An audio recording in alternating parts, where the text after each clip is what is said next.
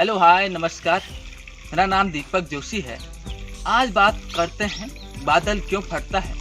आप सभी लोग जानते हैं उत्तराखंड एक पर्वतीय राज्य है। यहाँ हमेशा बादल फटने की घटनाएं होती रहती हैं। समाचार पत्रों के माध्यम से आप लोगों को लगातार पता चलता है कि उत्तराखंड हिमाचल और जम्मू कश्मीर में बादल फटते रहते हैं। एक सवाल ये भी आता है कि पहाड़ों में ज़्यादा बादल क्यों फटते हैं, बादल फटने में क्या होता है और बादल फटने के बाद बाढ़ कैसे आती है। तो वही थोड़ी सी जानने की कोशिश करता हूँ। जो बादल होते हैं जब पहाड़ों की ओर आते हैं, पहाड़ों से टकरा जाने के कारण वे एक ही जगह इकट्ठा होते हैं और एक बादल के ऊपर एक चढ़ते जाता है और बादल का घनत्व जब बढ़ता है तो बादल फटने की घटनाएं होती हैं और भयंकर बाढ़ आ जाती है। और सालों के कुछ सालों में उत्तराखंड में बहुत ज़्यादा बादल फटने की घटनाएं हो रही हैं।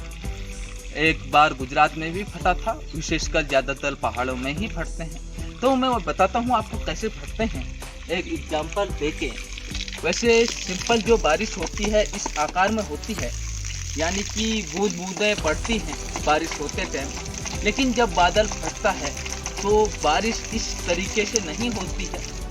तो जब बादल फटता है तो जब बादल का घनत्व एक साथ बढ़ जाता है, इस तरीके से ये बादल में पानी होता है वह ठीक एक ही साथ ऐसे पड़ जाता है और जहाँ पर वे गिरता है उसके आसपास का एरिया और जहाँ से जाता है वहाँ का पूरा एरिया को अपने साथ मलबे को ले जाता है।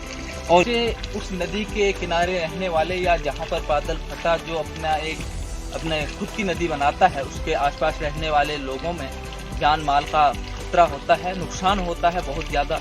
तो यही होता है बादल फटने में। लगातार उत्तराखंड में बादल फटने से लोगों की मृत्यु की भी खबर आती है, लोग घायल भी होते हैं। बहुत ज़्यादा नुकसान बादल फटने से होता है और यह समस्या प्राकृतिक है, इसको कम नहीं किया जा सकता। हाँ, पर सुरक्षा के साथ अब मौसम विज्ञान जैसे बताते हैं कि बारिश ज़्यादा होगी, इससे अनुमान लगाया जा सकता है।